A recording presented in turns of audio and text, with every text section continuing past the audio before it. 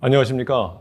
아마존 웹 서비스에서 리테일과 소비재 산업의 사업 개발 업무를 담당하고 있는 김호민입니다. 더벨 유통 포럼을 통해서 여러분들 만나게 되어 굉장히 반갑고, 오늘은 디지털 신기술과 오프라인 매장의 경쟁력 혁신이라는 주제를 가지고 여러분들과 말씀을 나누고자 합니다. 오늘은 먼저 고객이 우리 리테일러로부터 원하는 것은 무엇인지, 그리고 고객이 원하지 않는 것은 무엇인지 5가지 페인 포인트 관점에서 살펴보고요. 그리고 아마존의 오프라인이 아마존이 어떻게 오프라인이 가지고 있는 문제를 해결하는지 설명을 드리고자 합니다. 그리고 요약드리고 마치겠습니다. 시작하기 앞서 간단히 제 소개를 올리겠습니다. 저는 컨설팅에서 커리어를 시작을 했고, 우연한 계기에 홈플러스를 운영하는 삼성 테스코라는 회사의 CEO 경영 보좌역으로 옮기면서 유통에 발을 디뎠습니다. 유통을 해보니 개인적으로 저에게 굉장히 잘 맞고 너무 재밌어서 그 이후로 한 20년 동안 유통산업에 종사를 하고 있는데요. 현재는 아마존 리테일이 개발하고 활용하고 있는 여러 가지 기술들을 국내 유통사나 소비재 회사에 적용함으로 인해서 국내 회사들의 디지털 트랜스포메이션을 도와드리는 업무를 하고 있습니다. 오늘은 제가 한 20년 동안 국내외에서 경험하고 배운 여러 가지 유통 기술들과 그런 지식들을 잘 활용해서 국내 특히 오프라인 매장의 혁신을 담당하고 관심을 두고 계시는 분들에게 도움이 되는 세션으로 만들고자 합니다. 여기 보이는 사실은 제 막내딸 늦둥입니다. 저희 막내딸이 굉장히 만족했을 때 짓는 표정인데, 오늘 제 발표를 들으신 분들이 들으시고 이러한 만족된 표정을 갖기를 바라면서 한번 가져와 봤습니다. 간단한 질문으로 시작을 해보겠습니다.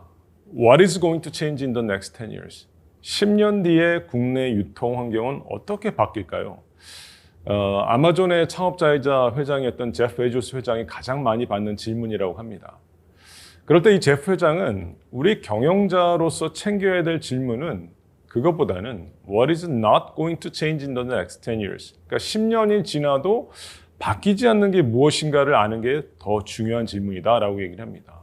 우리가 그 이유를 간단히 살펴보면, 우리가 사실 내일 일이 어떻게 바뀔지 예측하는 것도 어렵죠. 그런데 10년 뒤에 변화 모습을 예측하는 것은 사실 거의 불가능합니다.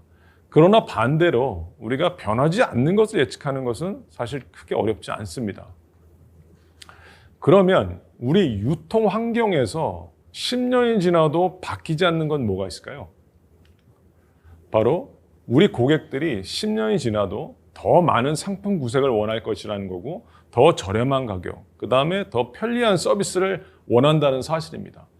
10년이 지나서 어느 고객이 와서 나는 아마존이 상품을 좀 덜 팔았으면 좋겠어 라든지 좀 더 비싸게 팔았으면 좋겠어, 좀 더 늦게 배송해 주거나 좀 더 불편하게 했으면 좋겠어 라고 얘기할 고객은 없다라는 거죠.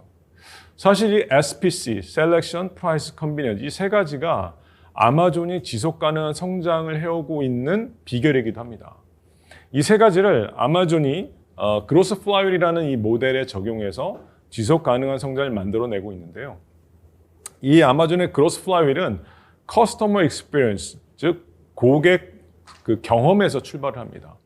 고객이 만족할 수 있는 편리한 플랫폼, 그다음 편리한 배송, 그다음 빠른 반품, 이런 서비스를 잘 만들어 놓으면 우리 고객들은 만족하기 때문에 저희 플랫폼에 오겠죠.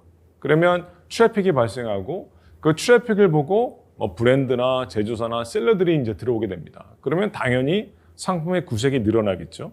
그러면 상품의 늘어난 구색은 당연히 고객의 경험의 만족에 향상을 가져옵니다. 이렇게 선순환 구조가 계속 만들어지게 되면 결국에는 lower cost structure, 즉 저비용 구조가 만들어지고, 이 저비용 구조는 우리에게 마진의 확보를 가능케 하면서 그 마진을 다시 가격에 투자함으로 인해서 가격을 낮출 수 있게 됩니다.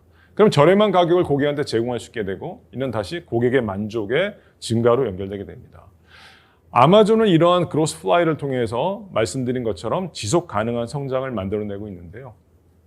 오늘은 구색, 그 다음에 가격, 그 다음에 편리한 컨비니언스, 이 중에서 고객 경험, 그 컨비니언스 관점에서 말씀을 좀 올리도록 하겠습니다.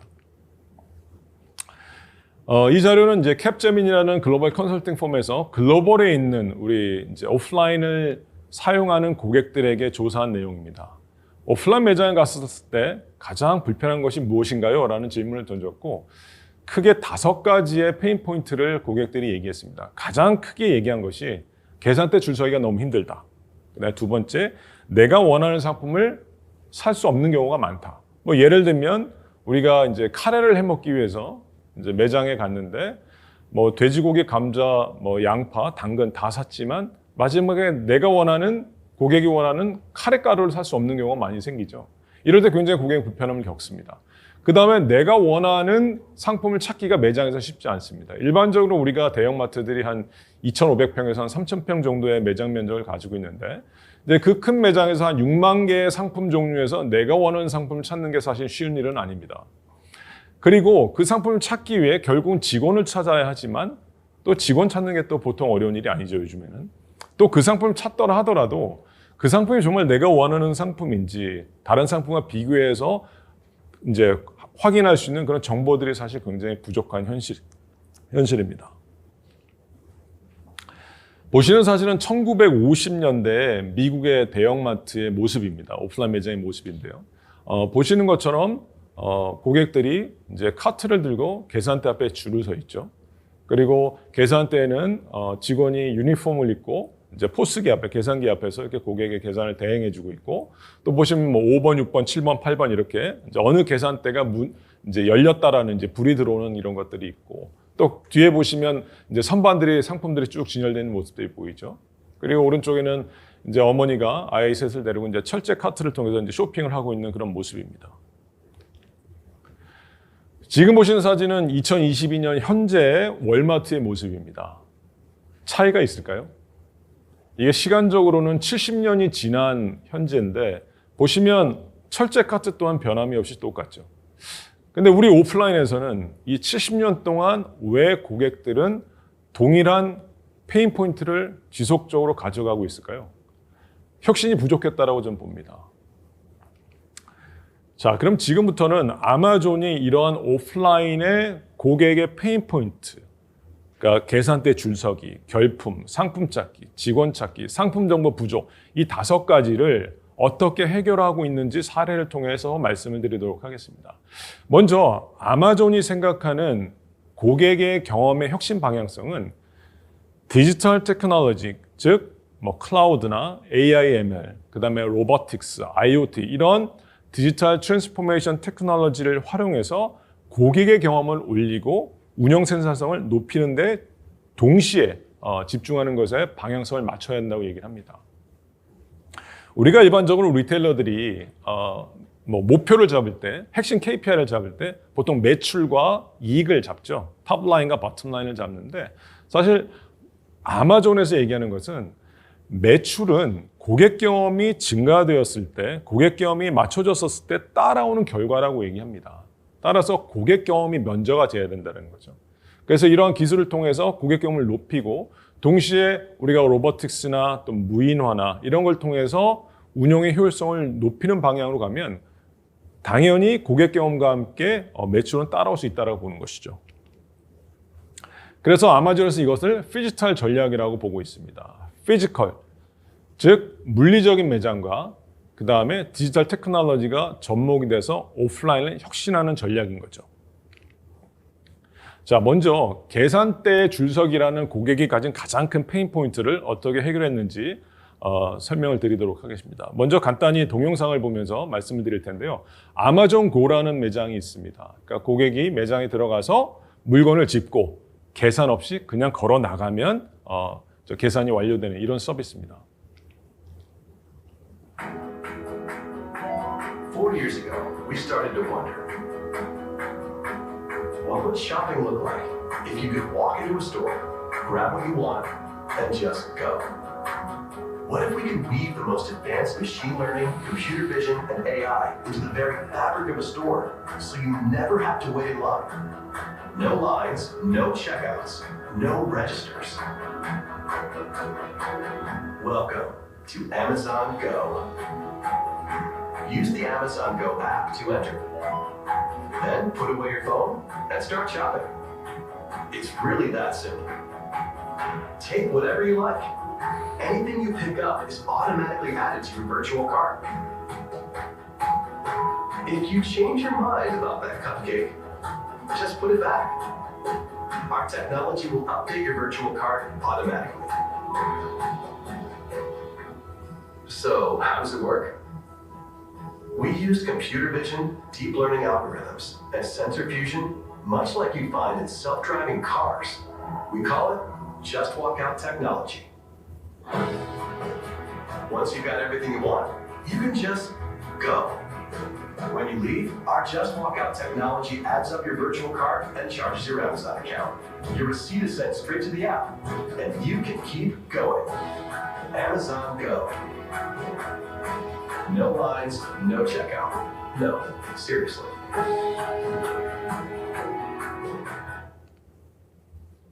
네, 아마존 고가 처음 나왔을 때 이제 많은 유통 전문가들이 이 기술은 뭐 한 10평에서 20평 되는 이제 편의점 모델에서는 잘 적용되지만 뭐 1000평 이상 되는 풀 사이즈의 슈퍼에는 또 마트에는 적용되기 어려울 거다라는 얘기를 많이 했습니다. 그런데 이제 아마존이 작년 6월에 1000평이 되는 아마존 프레쉬라는 매장에 적용을 해서 이제 성공적으로 론칭을 했죠.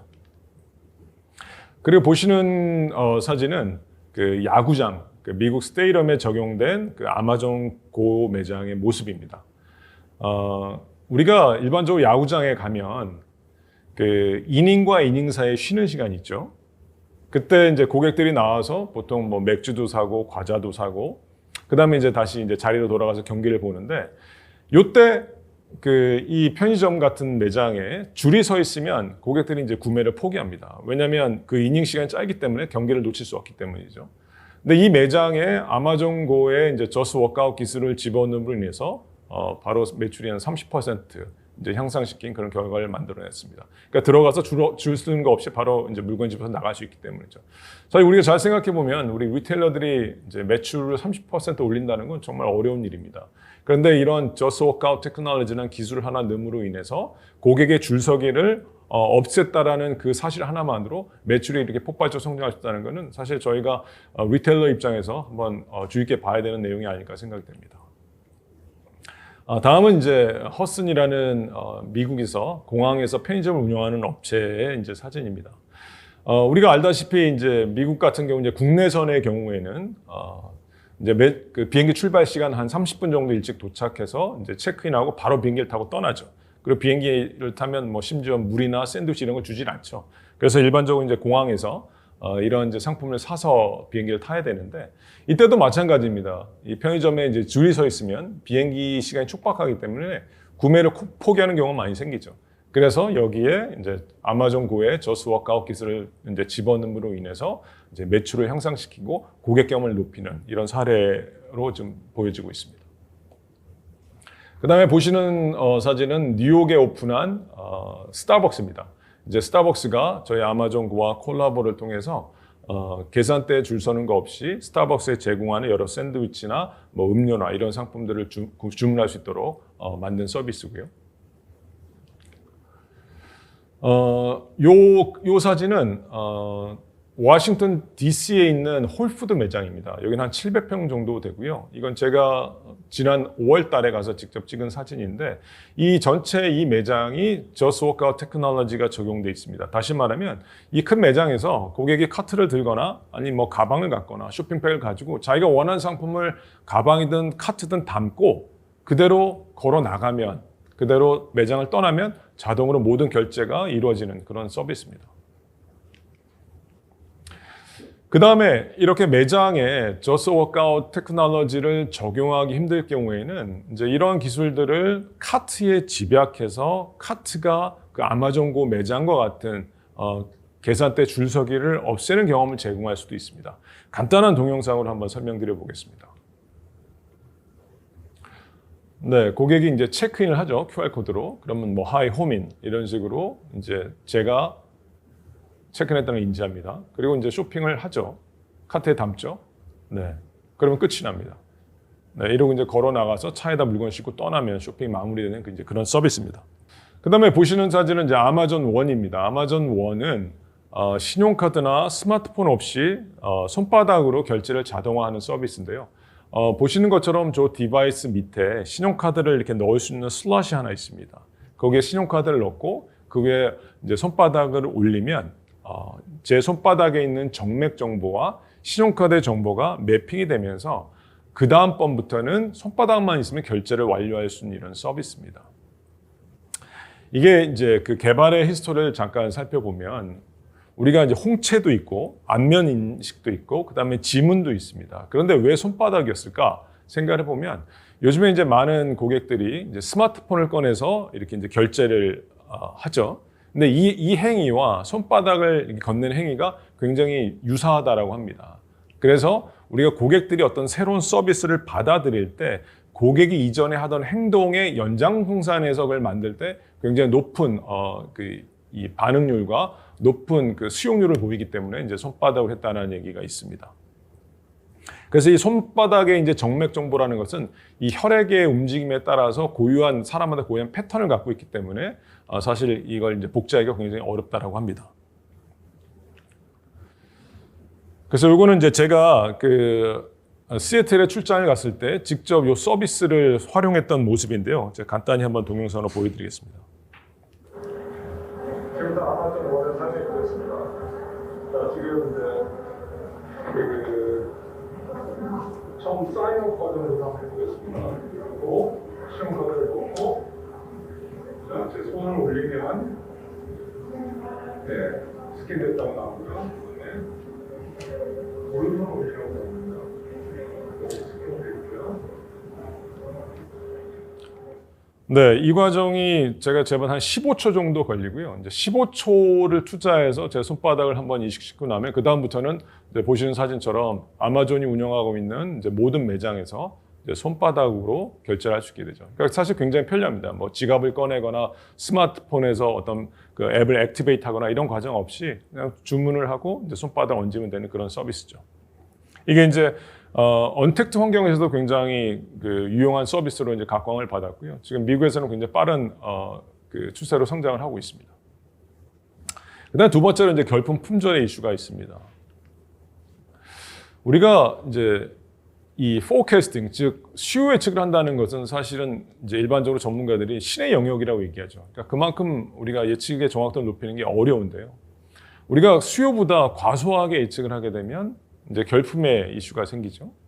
그 다음에 수요보다 우리가 또 과도하게 예측을 하게 되면 불필요한 재고가 발생하고 또 물동량이 생깁니다. 그로 인해서 또 더 많은 직원들이 투입돼서 그런 것들을 처리해야 되고요. 그러다 보니까 비용들이 많이 발생하죠. 일반적으로 대형 리테일러 같은 경우에 이제 마트 기준으로 보면 우리나라의 이제 그런 기업들이 보통 한 10조에서 15조 정도의 매출을 합니다. 거기서 우리가 발생하는 이 폐기가 한 1% 정도 됩니다. 그런데 그 1%가 우리가 10조로만 가정해도 한 1,000억 원이죠. 네. 그러면 1,000억 원에서 우리가 수요 예측을 정확하게 해서 10%만 개선한다고 해도 약 한 100억의 기회 요인이 생긴다라고 볼 수 있습니다. 그래서 아마존도 사실은 1995년도에서부터 이제 2007년도까지는 굉장히 이제 통계학 기반의 전통적인 방식의 수요 예측을 해왔습니다. 그러다 보니까 특히 가격 변동이 이제 굉장히 심한 뭐 가전제품이나 아니면 특정 지역에서 판매되는 상품이나 또는 굉장히 슬로우 무빙 스탁이나 아니면 이전에 판매력이 없었기 때문에 예측하기 어려운 우리가 콜드 스타트라고 하죠. 이런 것들이 필요한 신상품들, 이런 상품들에 대해서 굉장히 정확한 수요 예측하기는 어려웠습니다. 그래서 2010년도에 이제 머신러닝을 수요 예측에 썼게 됐고요. 그 다음에 15년도에 이제 딥러닝을 이제 수요 예측에 쓰게 됩니다. 그로 인해서 저희 내부 기준으로 15배 높은 수요 예측 정확도를 만들어내고 있습니다. 그래서 아마존의 이 포캐스트 서비스라는 것은 우리 이제 기업들이 내부에 뭐 AI, ML이나 그 데이터 사이언티스트나 이런 전문가가 없어도 기존의 수요 예측이나 발주를 하는 직원이 저희 서비스를 활용하게 되면 굉장히 정확도 높은 아마존이 하고 있는 수준의 포캐스트 서비스를 이제 활용할 수 있게 됩니다. 그래서 뭐 예를 들어서 고객이 가지고 있는 다양한 이제 데이터들 있죠. 상품과 관련된 데이터, 뭐 가격의 변동, 재고의 변동량, 그 다음에 고객과 연관된 데이터, 그 다음에 외부에 있는 뭐 날씨의 변동이라든지 뭐 이벤트라든지 이런 것들을 이제 저희의 데이터 레이크라는 곳에 다 모으면 이 방대한 빅데이터를 아마존 포캐스트라는 엔진이 그 데이터의 성격과 그 다음에 주문의 성격에 맞게 이제 예측을 해서 그 상품별 필요한 발주량을 산정하게 됩니다. 그래서 인도에 있는 이제 한 700개 정도의 슈퍼마켓을 운영하는 모라는 슈퍼마켓이 아마존의 포캐스트라는 서비스를 활용해서 신선식품의 예측 정확도를 27%에서 76%로 개선을 시켰고, 무엇보다 폐기 분량을 30% 감소시켰습니다. 이걸 국내 리테일러의 어떤 폐기량과 우리가 비교해 보면 아까 한 1000억 정도의 폐기가 나온다고 말씀드렸는데, 근데 이거에 이제 30%면 한 300억의 그 세이브를 할 수 있는 그런 이제 기회가 되는 거죠. 그다음에 이제 세 번째, 네 번째 페인 포인트를 같이 말씀드려 보면, 이제 매장에서 상품을 찾고 직원을 찾는 건 사실 굉장히 어렵습니다. 특히 우리가 이제 코비드 상황에서 직원을 대면해서 뭔가 질문하고 답을 얻는 그 과정 자체도 사실 고객들이 이제 기피하는 많은 현상으로 나타났죠. 그래서 아마존에서는 아마존이 운영하는 이런 오프라인 매장에 그 스마트 스피커인 그 에코 스피커에 알렉사 음성 비서를 탑재를 시켰습니다. 그래서 매장에 가셔서 이제 알렉사에게 예를 들면 뭐 파스타가 어디 있는지, 그다음에 어떤 상품이 할인하고 있는지, 그다음에 심지어 내가 파스타를 해 먹기 위해서는 어떤 재료를 구매해야 되는지와 같은 질문들을 비대면으로 이제 음성 스피커를 통해서 서비스를 받을 수 있게 되죠. 그러니까 제가 한번 그 매장에 가서 직접 시연을 했던 건데요. 한번 보여드리겠습니다. 네, 지금부터 그 알렉사가 저 프레시 매장에서 어떻게 작동되는지, 고객을 어떻게 구매하는지 한번 시연해 보겠습니다. Alexa, where is pasta?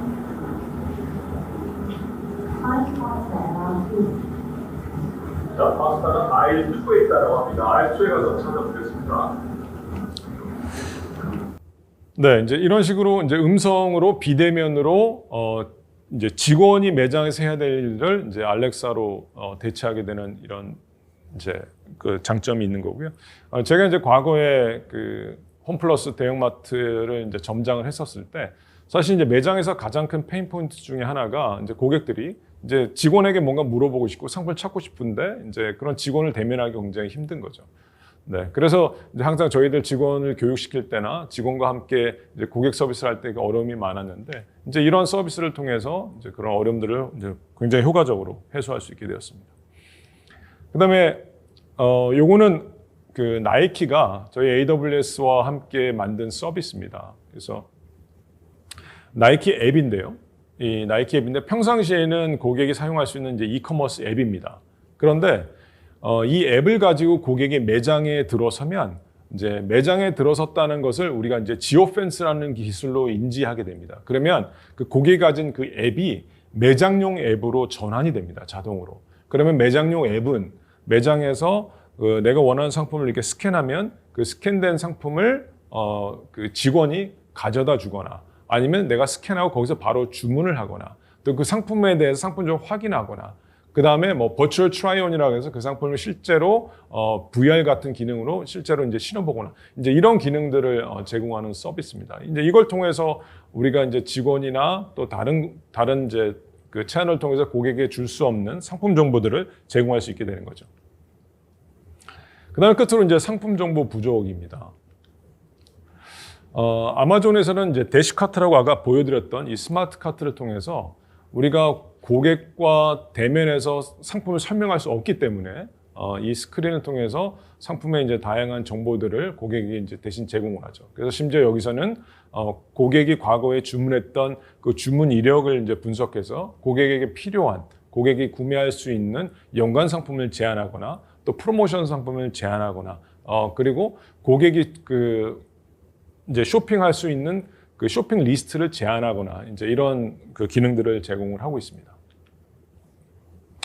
그 다음에 이건 이제 아마존 사례는 아니지만 이제 AR 기능을 활용해서 스마트폰을 가지고 내가 위치한 그 자리에 그 선반들을 이제 스캔하게 되면 어떤 상품들이 뭐 재고량이 어떻게 있는지, 그 다음에 어떤 프로모션이 있는지 이런 정보를 제공하는 서비스입니다.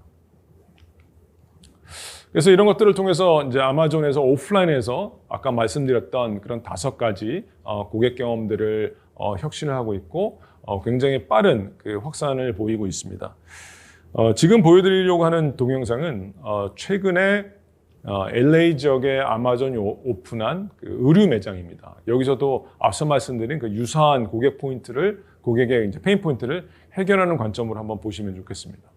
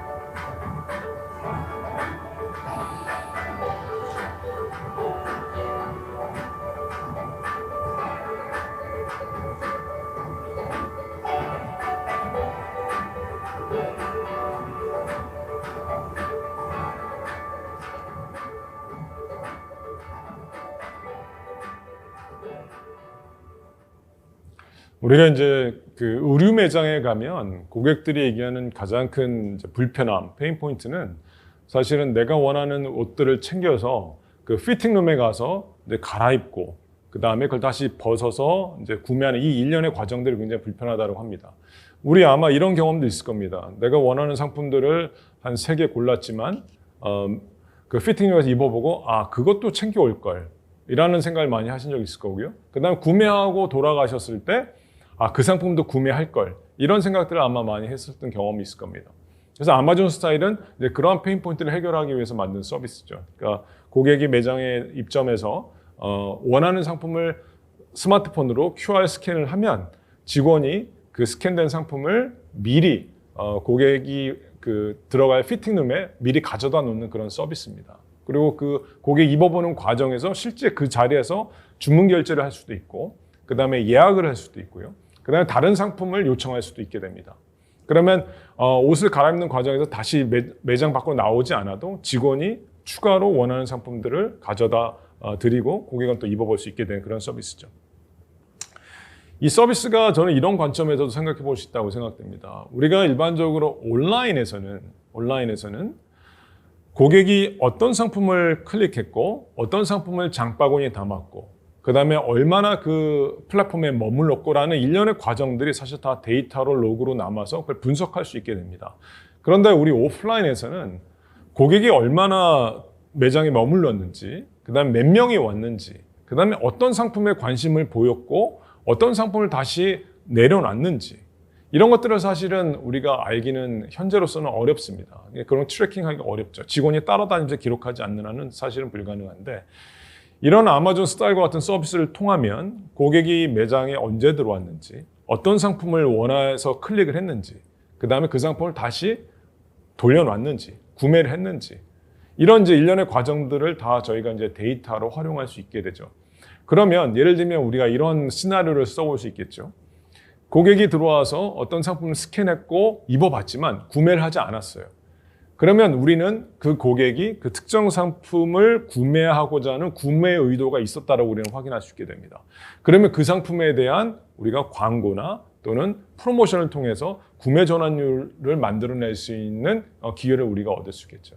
이처럼 오프라인도 온라인과 유사한 수준의 데이터를 확보하고 고객을 이해할 수 있는 이런 이제 장치들이 디지털 트랜스포메이션 기술들로 지금 점점 만들어내지고 있습니다. 그래서 우리가 왜 그럼 자꾸 오프라인 얘기를 하느냐라는 것을 조금 정리해 보면 앞서서 정현승 교수님의 강의 때도 말씀을 주셨지만 우리가 이 오프라인과 온라인의 가장 큰 차이가 뭐냐라는 것을 좀 과학적으로 들여다보면 도파민이 분비되느냐 안 되느냐 차이가 있다라고 합니다. 그러니까 우리 고객들이 온라인에서 쇼핑할 때는 측정하면 도파민이 많이 나오지 않는다라고 해요. 그런데 오프라인에서 쇼핑할 때는 굉장히 많은 도파민이 분비된다고 합니다. 그러니까 우리 고객이 직접 상품을 보고 만지고 체험하고 또 궁금해하고 또 호기심을 자극하고 이랬을 때 도파민이 분비가 되고 이랬을 때 이제 굉장히 구매가 이제 완성된다고 보는데요. 인간의 DNA가 그 DNA 정보가 바뀌기 위해서는 한 2만 년의 시간이 걸린다는 얘기가 있습니다. 이제 그만큼 이제 인간의 DNA 바뀌기 어려운데 그 DNA 정보 안에는 우리가 수렵과 채집의 그 본능이 있죠. 그러니까 예전에 우리가 먹고 살기 위해서 사냥을 하고 또 과일이나 이런 곡식들을 모아서 이렇게 채집해서 집에다 이렇게 쟁여놓고 먹고 이런 이제 본능이 있고 이것이 우리가 오프라인에서 쇼핑할 때 그대로 나온다라고 합니다. 그러니까 가서 좋은 그 프로모션이 걸린 좋은 상품을 우리가 헌팅하려고 하죠. 그 다음에 또 좋은 상품들 이런 이제 할인을 많이 되고 이런 상품들을 우리가 구매해서 이제 쟁여놓으려고 하죠. 그러니까 이런 것들이 다 이제 수렵과 채집의 이제 본능이라고 하고 이런 것들이 이제 오프라인에 가야만 도파민이 분비되면서 자극이 되고 결국 이제 구매가 완성된다고 합니다. 그리고 사실 또 오프라인은 즉각적 구매 소비가 가능하죠. 아무리 배송이 빠르다고 해도 온라인으로서는 사실은 그 오프라인에서 즉각 소비를 이겨내기가 사실 어렵고요. 그 다음에 어떤 우리가 체험, 경험에 대한 욕구를 오프라인에 충족시키기가 쉽지 않습니다. 그리고 많은 경우 검증된 상품, 우리가 이미 잘 알고 있는 상품 온라인으로 구매하지만 한 번도 구매해오지 못한 이런 신제품들은 주로 우리가 오프라인에서 한번 눈으로 또 손으로 확인하고자 하는 그런 그 소비자 욕구들이 있습니다. 그리고 이제 우리 리테일러나 우리 브랜드 관점에서도 우리가 이제 그 오프라인의 그 매장에 그 상품이 있다 없다의 차이로 인해서 이제 인지도나 신뢰도의 이제 차이를 가져가는 경우도 많이 있습니다. 이런 것들로 인해서 우리가 여전히 오프라인은 큰 의미를 갖고 있다라고 보고요. 고객이나 리테일러 관점에서도. 그래서 이 시장에 우리가 이제 온라인만큼 또 그 이상의 투자가 필요하지 않나 그런 생각을 합니다. 그래서 우리가 그 서비스를 생각할 때 항상 제가 그 저희 고객들에게 이제 비가역성이라는 말씀을 드립니다. 비가역성은 변화를 일으킨 물질이 이제 원래 상태로 돌아오지 아니하는 성질입니다. 그래서 서비스, 즉 편리함에 있어서는 이 비가역성이라는 게 굉장히 중요한데요. 고객이 한번 불편함을 해결하고 거기에 익숙해지고 편리해지면 다시 절대로 불편한 그 이전의 과정으로 돌아가지 않습니다. 예를 들면 아까 아마존고를 설명드렸지만 우리가 편의점 가서 우리가 줄을 기다리고 계산하는 그 불편함을 아마존고라는 서비스 통해서 내가 편리함을 느끼게 되면 그 이후에는 다시 그 불편한 과정으로 돌아가지 않고 이제 아마존고를 선택한다는 이제 그런 말씀입니다. 그래서 AWS에서는 말씀드렸던 그런 5가지 고객의 페인 포인트를 해결하기 위해서 뭐 이런 컴퓨터 비전이나 AR, VR, 로봇, IoT, 보이스, 모바일 이런 이제 원천 기술을 제공해 드리고요. 이 기술들을 저희와 함께 이제 고객 경험 혁신하는 곳에 솔루션화할 수 있는 이제 그런 것으로 같이 이제 만들 수 있게 됩니다. 그래서 오늘 말씀드린 내용 좀 요약을 해보면 전체 우리 유통시장의 주는 여전히 오프라인입니다. 글로벌 시장을 봐도 그렇고요. 뭐 미국 같은 경우는 전체 소매 유통시장 전체 규모가 한 6,000조 되는데 그 중에 5,000조는 여전히 이제 오프라인입니다. 뭐 국내에서도 이제 대기업 중심의 엔터프라이즈 리테일러들도 여전히 전체 매출의 한 70-80%는 오프라인에서 나오고 있습니다. 그래서 우리가 이커머스에 굉장히 많은 투자를 하고 있지만 사실은 지금부터라도 우리가 오프라인에 좀 관심과 또 혁신을 좀 이전해야 되는 시점이 아닌가 이런 생각이 되고요. 그다음에 우리가 장기적이고 과감한 투자를 위해서는 우리가 더 잘 알고 더 확실히 아는 것에 우리가 투자를 해야 됩니다. 그러려면 10년간 변하지 않는 것이 무엇인지를 알아야 되는데 우리 유통에서는 고객은 10년이 지나도 더 많고 더 싸고 더 편리한 쇼핑 환경을 원한다는 것이죠. 그럼 여기에 우리가 과감한 투자가 필요하다고 좀 말씀을 드렸습니다. 그래서 이제 오프라인 매장 혁신 방향성이라는 것도 이제 고객 경험을 개선해서 매출을 늘리고 또 자동화나 무인화 이런 DT 기술을 활용해서 운용 효율을 최적화시키는 것을 말씀드렸고요. 이를 위해서 이제 AWS가 이러한 이제 스마트 스토어, 이런 무인 점포 이런 것들을 위해서 만들기 위해서 아마존에 쓰고 있는 동일한 6가지 핵심 기술을 제공하고 있습니다. 그리고 끝으로 우리 오프라인의 고객 불편을 해결하는 것은 아마존과 같은 이런 피지털 전략을 한번 생각해 보는 것이 필요하다고 말씀을 드립니다. 긴 시간 발표들 감사하고요. 관련해서 궁금하신 내용은 언제든지 연락 주시면 또 설명을 올리도록 하겠습니다. 감사합니다.